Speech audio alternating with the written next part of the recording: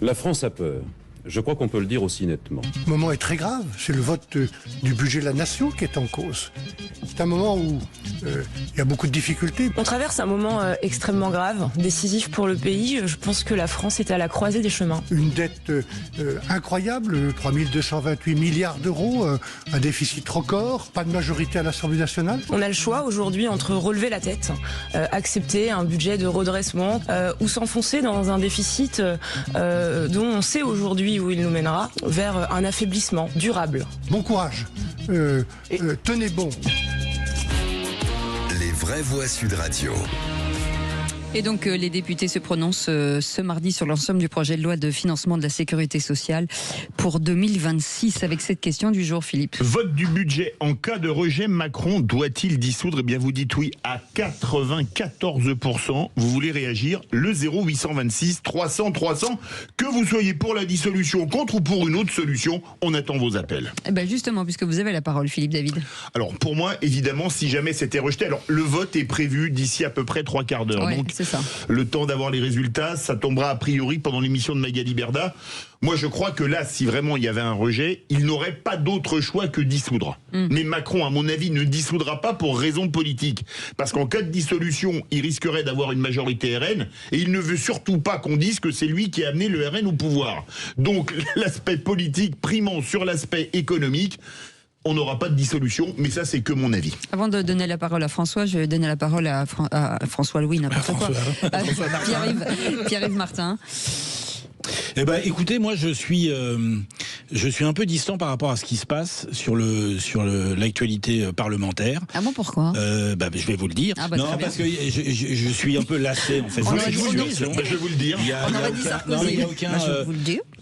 Ça fait plus d'un an et demi. Moi, ça me fatigue en fait de voir cette situation-là, de voir que les acteurs, les tendances, les majorités politiques sont pas capables de s'entendre, de voir que le président de la République n'est pas capable de trouver une voie de sortie convenable.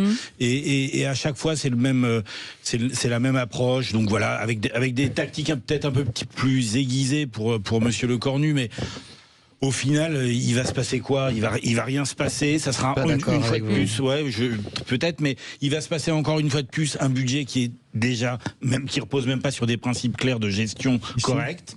Et donc, du coup, c'est aberrant de passer autant de temps pour sortir un budget déficitaire.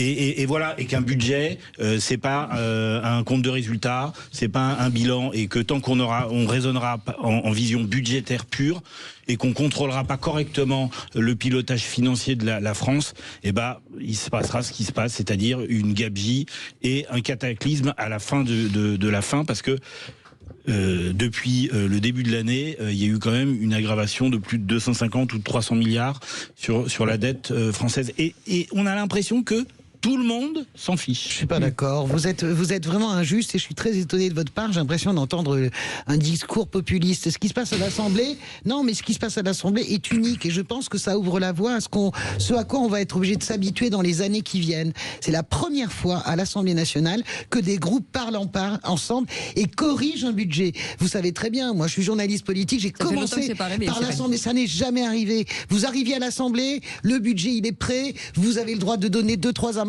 et boum, on le passe, il est voté comme un seul homme. C'est la première fois que les parlementaires sont obligés de s'entendre et je ne suis pas d'accord avec vous. Le budget, ce sont des vies, c'est vos vies. Quand le gouvernement accepte la proposition du Parti Socialiste de ne pas geler les pensions de retraite, c'est hyper important pour les gens qui ont 1000 ou 1100 euros de pension de retraite. Nous, on est là, on goberge, on piapiate, on philosophe autour des plateaux, mais on n'est pas la vraie France, enfin. On en parlait tout à l'heure avec Cécile. Des gens qui négocient à 50 centimes ou à 1 euro. Donc je suis désolé, ce qui est en train de se passer à l'Assemblée pour moi est le changement d'une culture et d'une époque. Je trouve qu'on est on efface complètement le pouvoir présidentiel. Emmanuel Macron, si les gens disent la dissolution, je suis d'accord avec vous, il n'y en aura pas. Mais pourquoi ? Parce qu'ils veulent finir le quinquennat sans lui. Ils lui disent ok, tu veux pas partir, occupe-toi de l'international, ne remets pas tes pattes dans le débat public, laisse Lecornu, Faure et Gabriel Attal s'entendre, laisse les deux tours jumelles extrémistes gueuler, ne rien vouloir, c'est-à-dire LFI et le RN, et on essaie d'avancer. Donc moi je trouve, c'est la première fois que je trouve quelque chose de conséquent au Parlement. Voilà. Un vrai compromis. Un vrai compromis qui n'est pas une compromission. On glosse beaucoup sur la relation Le Cornu-Faure, mais la réalité c'est que chacun des deux, il y en a un qui sait qu'il est de droite et l'autre qui sait de gauche. On ne peut pas trouver de majorité, personne n'en a. Donc on essaie de faire un chemin ensemble. Moi je dis on parce que je me suis solidaire de ces gens qui veulent arriver, que ce soit la droite de Le Cornu ou la gauche d'Olivier Faure, qui veulent arriver à un compromis. Je les soutiens à fond parce que c'est ça la vraie révolution aujourd'hui en France, c'est d'arriver à un compromis. Allez-y, Philippe. Allez-y. Non, mais je voulais savoir quel était votre regard sur Le Cornu, parce qu'il a quand même été à la manette. Est-ce que aujourd'hui c'est quelqu'un qui compte véritablement dans le paysage politique? Je pense qu'il y a deux hommes qui émergent de ce budget. Il y a Sébastien Lecornu et Olivier Faure, tous les deux qui bossent. On voit Faure, alors c'est plus lent, il grimpe dans l'opinion. Lecornu, il fait une émergence. Je pense vraiment. Simplement, le Cornu, il a juste besoin d'exister, donc il est très aiguisé. Il a besoin de durer à Matignon, donc il a une approche très aiguisée, très talentueuse pour essayer de fédérer, ça c'est sûr. Olivier Faure de grâce, non. Bien sûr que si. Il émerge et je pense que ce sera l'héritier naturel d'Emmanuel Macron, vous verrez. Hein. S'il passe le budget Sébastien Lecornu, il balayera Édouard Philippe, ça moi j'en suis sûr. Alors, deux choses. Premièrement, Cécile, pour répondre à votre première question, moi je trouve que Le Cornu navigue plutôt pas mal dans des eaux que je qualifierais de pas très calmes. C'était pas gagné. Vous voyez c'est dans la tempête, il navigue plutôt pas trop mal. Mais en revanche, moi je crois pas, comme Françoise, que ce soit le début du consensus, comme on fait en Allemagne, etc., qui arrive. C'est parce que nombre de députés ont peur de perdre leur siège en cas de dissolution et qu'ils se disent mieux vaut voter un budget avec lequel je ne suis pas d'accord plutôt que ne pas le voter, que Macron, pardon, je sais pas pourquoi j'ai dit Mitterrand, appuie sur le bouton. C'est Hibernatus, vous êtes endormi. Chirac appuie sur Giscard appuie sur le bouton dissolution et que je perds mon poste de député. Parce que ça, c'est quand même une raison inavouable, mais qui est une réalité. C'est intéressant. Est-ce que ça va pas créer un précédent, justement? Moi, je trouve ça super, parce qu'on est en train de quitter tranquillement. Pourquoi? Moi, je suis une militante folle et absolue de la 6e.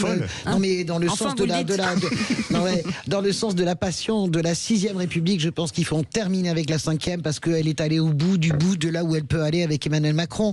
Et la 6e République, c'est pas quelque chose qui est porté que par LFI. Je pense qu'il faut revitaliser. Vous donnez raison à LFI qui, depuis des années. Mais le PS demande la 6e République depuis des années. Françoise, la question. Moi, je trouve que c'est super. Le régime parlementaire, on n'est pas tombé dans la 4e ou la 5e. Chacun apporte sa pierre à l'édifice, bon sang, mais franchement, ça n'est jamais arrivé qu'on corrige un budget dans ce pays depuis 50. C'est extraordinaire. Bah non, c'est pas extraordinaire parce que. Arrêtez de taper sur cette table, en fait. Ok, d'accord. On tape plus sur la table. Non, je trouve pas ça extraordinaire parce que, en fait, le truc, c'est que on a souffert pendant la 3e et 4e République d'une lenteur, d'une inertie, parce que les partis politiques n'arrivaient pas à s'entendre, d'une instabilité gouvernementale. C'est pas le cas, là.